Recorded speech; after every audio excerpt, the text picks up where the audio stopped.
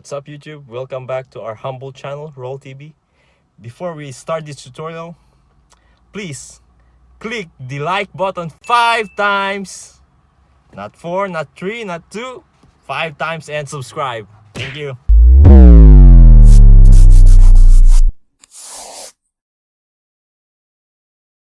Ang quick tutorial natin ngayon ay how to set up and unlock your iPhone Face ID with mask on.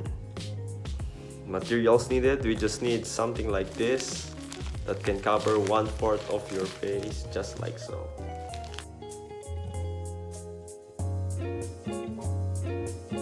Set up na natin. Let's go! Go to settings.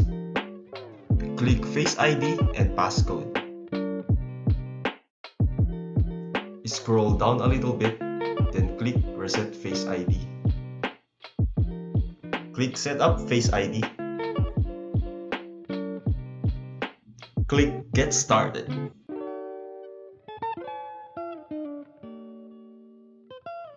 Tapos ikot-ikot nyo lang mukha nyo. Parang yung ginawa niya sa'yo.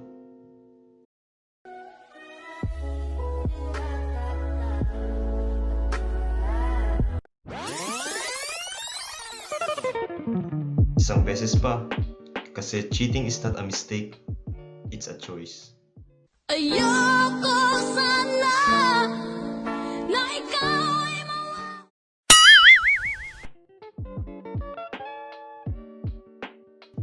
Congratulations!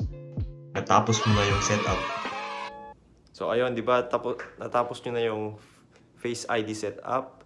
Then, trinay nyo tapos hindi nyo na-unlock, it means medyo mataas yung mask nyo. So, ibaba nyo lang ng konti, parang ganyan.